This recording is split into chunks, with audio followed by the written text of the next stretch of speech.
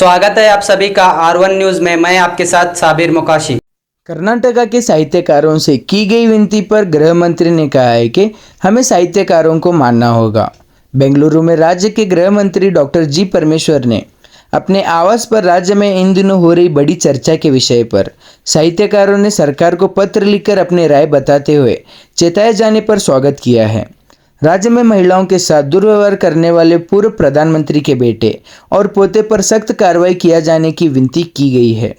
गृह मंत्री ने स्पष्ट किया है कि वे साहित्यकारों का कहना मानते हैं और वह उनके सलाहों पर कायम रहते हैं, स्वागत करते हैं। राज्य की सरकार किसी को भी किसी की तरह अपराधों को नहीं बख्शेगी, कहा।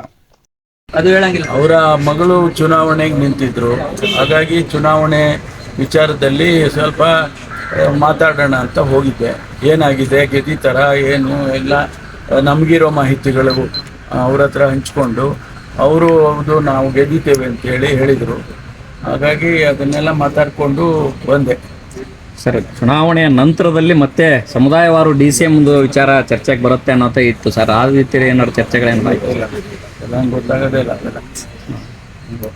Thank you. ಓಕೆ ಅನ್ನುವಂಥ ವಿಚಾರಗಳನ್ನೆಲ್ಲವೂ ಕೂಡ ಬರೆದಿರುವಂಥದ್ದು ಸರ್. ಕುಂವಿ ವೀರಭದ್ರಪ್ಪ ಅವರು ಸೇರಿದಂತೆ ಒಟ್ಟು 107 ಜನ ಸಾಹಿತಿಗಳು ಈ ರೀತಿಯ ಪತ್ರ ಬರೆದಿದ್ದಾರೆ. ಸಾಹಿತಿಗಳು ಬರೆದಿರ್ತಕ್ಕಂಥ ಪತ್ರವನ್ನು ಭಾಳ ಗಂಭೀರವಾಗಿ ಪರಿಗಣಿಸ್ತೇವೆ. ಯಾಕೆಂದರೆ ಅವರಿಗೆ ಸಮಾಜದ ಕಳಕಳಿ ಇರ್ತಕ್ಕಂಥವರು, ಅನೇಕ ವಿಷಯಗಳನ್ನು ಅವರು ಪ್ರತಿನಿತ್ಯ ಗಮನಿಸ್ತಾ ಇರ್ತಾರೆ. ಅಂಥವರ ಅಭಿಪ್ರಾಯಗಳನ್ನು ಭಾಳ ಗಂಭೀರವಾಗಿ ಸರ್ಕಾರ ತಗೊಳುತ್ತೆ.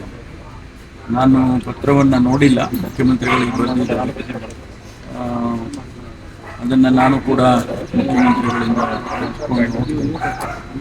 ಏನು ಕಾಂಟೆಕ್ಸ್ಟ್ ಏನು ನಾವು ಈ ಪ್ರಕರಣವನ್ನೇ ಭಾಳ ಗಂಭೀರವಾಗಿ ಪರಿಗಣಿಸಿದ್ದೇವೆ. ಅದರಿಂದ ಅವರು ನಮ್ಗೆ ಹೇಳಿರ್ತಕ್ಕಂಥದ್ದು ಇನ್ನೂ ಒಂದು ರೀತಿಯಲ್ಲಿ ಎಚ್ಚರಿಕೆಯನ್ನು ಕೊಟ್ಟಾಗುತ್ತೆ.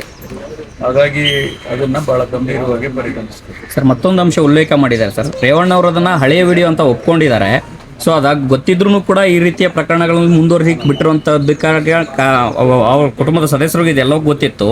ಅವರ ವಿರುದ್ಧವೂ ಕೂಡ ಕೇಸ್ ದಾಖಲಾಗಬೇಕು ಅಂತ ಒತ್ತಾಯ ಮಾಡಿದ್ದಾರೆ ಸರ್ ಕುಟುಂಬದ ಸದಸ್ಯರು. ಅದೆಲ್ಲವನ್ನು ಕೂಡ SIT ಕ್ರಮ ತಗೊಳ್ಳುತ್ತೆ. ಯಾಕೆಂದರೆ ನಾವು ಯಾವುದನ್ನು ಕೂಡ ತನಿಖೆ ನಡೀತಾ ಇರುವಂಥ ಸಂದರ್ಭದಲ್ಲಿ ನಾವು ಯಾವ ವಿಚಾರಗಳನ್ನು ಕೂಡ ಹೇಳಕ್ಕೆ ಬರೋದಿಲ್ಲ. ಇದನ್ನೆಲ್ಲ SITನವರು ಗಮನಕ್ಕೆ ತಗೊಳ್ತಾರೆ ಅಂಥೇಳಿ ನಾನು ಅಂದ್ಕೊಳ್ತೇನೆ. ಯಾಕೆಂದರೆ ಇವೆಲ್ಲ ಅದಕ್ಕೆ ಲಿಂಕ್ ಆಗಿರ್ತಕ್ಕಂಥದ್ದು. ಕುಮಾರಸ್ವಾಮಿ ಅವರು ಹೇಳ್ತಾರೆ ಸರ್ಕಾರದ ಒಂದು ದೊಡ್ಡ ತಿಮಿಂಗಿಲ ಇದೆ ಈ ಸರ್ಕಾರದ, ಅಂದರೆ ರೇವಣ್ಣವ್ರ ಕೇಸ್ ವಿಚಾರದಲ್ಲಿ ಅಂತ. ಅದಕ್ಕೆ ಗೊತ್ತಿದ್ರೆ ಹೇಳ್ಬೋದಲ್ಲ, ಹೇಳಿಬಿಟ್ರೆ ಮುಗ್ದೇ ಹೋಗ್ತದೆ. ತಿಮಿಂಗಿಲ ಯಾರು ಅಂತ ಅವರೇ ಹೇಳಿಬಿಟ್ರೆ ಇದೆಲ್ಲ ಮುಗ್ದೇ ಹೋಗುತ್ತೆ. ಭ್ರಷ್ಟಾಚಾರ ಇದ್ರೆ ಅವ್ರಿಗೆ ತಿಮಿಂಗೆಲ್ಲ ಇದ್ದಾರೆ ಅಂತ ಗೊತ್ತಿದೆ ಅವರಿಗೆ, ಅದನ್ನ ಹೇಳದೇ ಇರೋದೇ ದೊಡ್ಡ ತಪ್ಪಲ್ವಾ? ಹೇಳಬೇಕು, ಹೇಳಿದರೆ ಭಾಳ ಒಳ್ಳೆಯದು.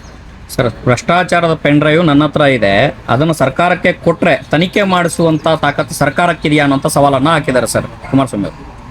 ದಿನ ಹೇಳ್ತಾ ಇರ್ತಾರೆ, ದಿನ ಒಂದೊಂದು ಹೇಳಿಕೆ ಬರ್ತಾ ಇದೆ. ಅದನ್ನು ಅವರು ಕೊಡ್ಬೋದು.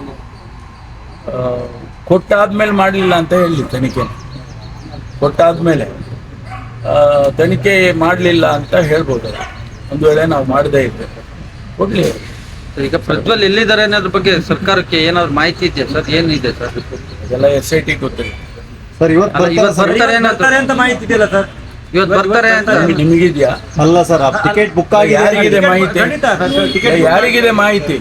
ಟಿಕೆಟ್ ಎಲ್ಲ ನಿಮ್ಮ ಇಂಟೆಲಿಜೆನ್ಸ್ ಇರುತ್ತೆ ಸರ್. ನಿಮಗಿದೆಯೇನ್ರಿ? ಟಿಕೆಟ್ ಬುಕ್ ಆಗಿದೆ. ನಿಮಗಿದ್ರೆ ಹೇಳಿ. ಮಾಹಿತಿ ಇದೆ ಅಂದ್ರೆ ಯಾರಿಗಿದೆ? ನಿಮಗಿದ್ಯಾ? ಟಿಕೆಟ್ ಬುಕ್ ಆಗಿರೋ ಮಾಹಿತಿ ಇದೆ ಸರ್. ಬುಕ್ ಆಗಿರೋ ಮಾಹಿತಿ ಯಾವ್ದು ಇದೆಯಾ? ಟಿಕೆಟ್ ಬುಕ್ ಆಗಿರೋ ಮಾಹಿತಿ ನಿಮ್ಮ ಹತ್ರ ಇದೆಯಾ? ಎಲ್ಲ ಪತ್ರಿಕೆಗಳೆಲ್ಲ ಎಲ್ಲ ಹೇಳಿ. ಇದ್ರೆ ಹೇಳಿ, ನಮ್ಗೆ ಸಹಾಯ ಆಗುತ್ತೆ. ಟಿಕೆಟ್ ರಿಟರ್ನ್ ಟಿಕೆಟ್ ಬುಕ್ ಆಗಿರೋದು ಗೃಹ ಇಲಾಖೆಗೆ ಏನೂ ಇಲ್ಲ ಸರ್. ಇರುತ್ತೆ, ಅದನ್ನ ನಿಮ್ಗೆ ಹೇಳ್ತಾರ. ಅವರು ತನಿಖೆ ನಡೆಯುವಾಗ ಅವ್ರು ಯಾವ ವಿಷಯ ಹೇಳಬೇಕು, ಯಾವ ವಿಷಯ ಹೇಳಬಾರ್ದು, ಅದನ್ನ ಸಾರ್ವಜನಿಕ ವಲಯಕ್ಕೆ ಯಾವ್ದು ಬರ್ಬೋದು, ಯಾವ್ದು ಇರ್ಬಾರ್ದು ಅಂತ ಹೇಳ್ತಾರೆ. ನಿಮಗೆ ಗೊತ್ತಿದ್ರೆ ನೀವು ಹೇಳಿದ್ರೆ ಸಹಾಯ ಆಗುತ್ತೆ. ಅದಕ್ಕೆ ನಾನು ಕೇಳಿದ್ದು, ನಿಮ್ಗೆ ಏನಾರ ಗೊತ್ತಿದ್ರೆ ಹೇಳಿ ಅಪ್ಪ, ಸಹಾಯ ಆಗುತ್ತೆ ಸರ್. ನಿನ್ನೆ ಕೆಲವು ಟೈಮ್ನಲ್ಲಿ ಏನಾಗುತ್ತೆ, ಇಂಟೆಲಿಜೆನ್ಸ್ನವ್ರಿಗೆ ಗೊತ್ತಿರಲ್ಲ, ಬೇರೆಯವ್ರಿಗೆ ಗೊತ್ತಿರುತ್ತೆ. ಅಂತ ಟೈಮ್ನಲ್ಲಿ ಅದನ್ನ ಹೇಳಿದ್ರೆ ಸಹಾಯ ಆಗುತ್ತೆ. ಟೈಮ್ ಹೇಳಿದೀವಿ ಸರ್ ನಾವು. ಅದೇ ಹಿಂದೆಲ್ಲ ಹೇಳಿದೆ. ಸರ್ ನಿನ್ನೆ CM ಅವ್ರ ಜೊತೆಗೆ ಸಭೆ ಮಾಡಿದ್ರೆ ಏನು ಇನ್ಸ್ಟ್ರಕ್ಷನ್ ಇದೆ ಸರ್? ನಿನ್ನೆ CM ಅವ್ರ ನಿವಾಸದಲ್ಲಿ ನಿಮಗೆ ಹೇಳ ಅಂತದ್ದು ಯಾವುದಿಲ್ಲ. ಎಲೆಕ್ಷನ್ ಇನ್ಸ್ಟ್ರಕ್ಷನ್ನು, ಚರ್ಚೆ ಅವೆಲ್ಲ ನಾವು ಮಾಡ್ತೀವಿ. ಸರ್ಕಾರದಲ್ಲಿ ಮುಖ್ಯಮಂತ್ರಿಗಳು ಸಚಿವರುಗಳು ಮಾತಾಡಲೇಬೇಕಲ್ಲ. ಆದ್ರೆ ನಿಮಗೆ ಹೇಳೋ ಅಂಥದ್ದು ಯಾವುದಿಲ್ಲ. ಅದಾದ್ಮೇಲೆ ಜಾರಕಿಹೊಳಿ